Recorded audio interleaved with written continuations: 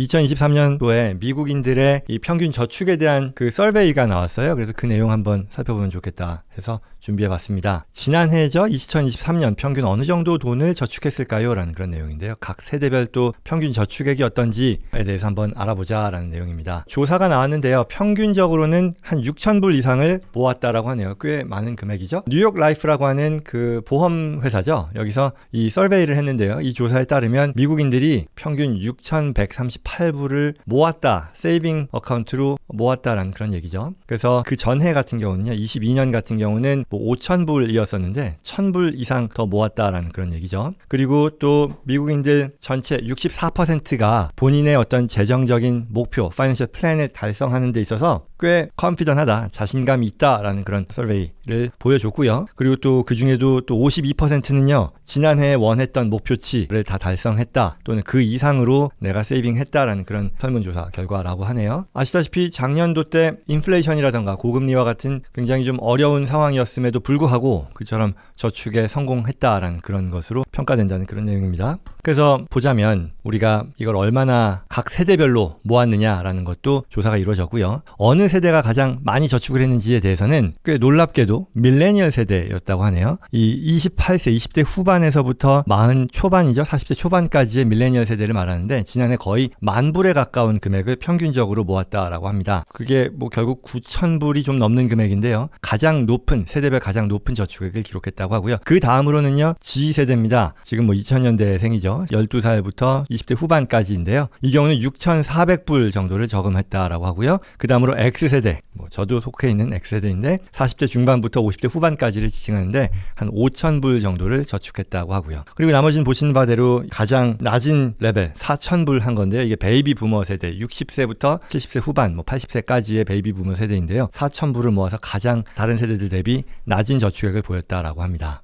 이게 뭐 경제적인 어려움이 앞서 뭐 있었다라고 했잖아요. 인플레이션이라던가 금리 인상이었었는데 고금리였는데 그래도 전년도보다 저금액을 늘리는 것과 같이 목표를 초과 달성할 수 있었던 이유가 뭐였냐 했더니 가장 큰 부분은요. 재정 플랜, 파이낸셜 플랜, 재정 전략을 잘 세우고 이걸 실천했기 때문이다라고 답변했다고 하는데요. 뭐 너무 당연한 얘기겠습니다만 이 뉴욕 라이프에 따르면 재정 전략, 파이낸셜 플랜을 미리 준비하고 이에 따라 실행하는 것은 본인의 저축 목표를 달성하는 데 있어서 가장 중요한 역할을 한다라고 전했네요. 재정 전략이 있는 성인의 경우는 63%가 지난해 저축 목표를 달성했거나 아니면 그 이상을 초과 달성했는데 반해 재정 전략이 없는 성인의 경우는 37% 정도만이 저축을 했다고 합니다. 그러니 뭐 엉성하더라도요. 계획을 가지고 실천하는 것이 다른 어떤 것보다도 더 중요하다라는 그런 얘기겠죠. 이게 뭐 전반적인 미국인들의 저축 상황인데 그러면서 특히 앞서 말씀드린 것처럼 밀레니얼 세대 그리고 그 다음으로는 G세대잖아요. 가장 저축을 많이 할 수 있었던 배경이 뭐냐라고 하는 건데요. 아무래도 이거는 이 두 세대가요. 가장 활발하게 경제 활동을 한다라는 것이 일을 한다는 거죠.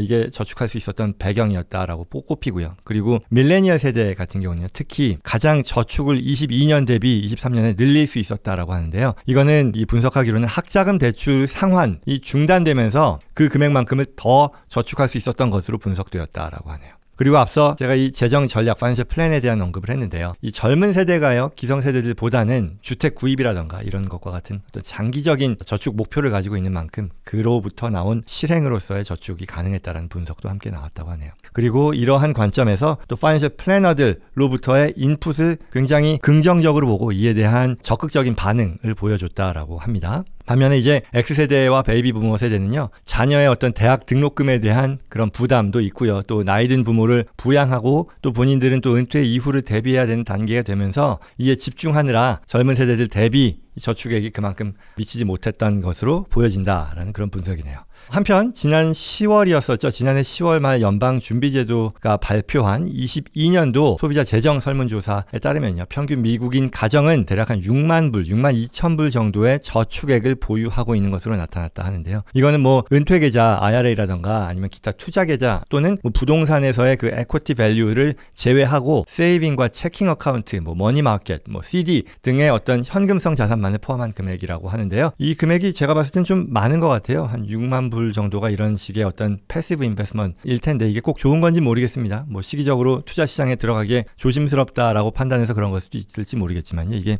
뭐 적극적인 투자는 분명히 아니니까요. 그런 부분들도 잘 감안해서 어느 정도 좀 높은 수익을 내는 것도 감안해야 되지 않을까 싶습니다.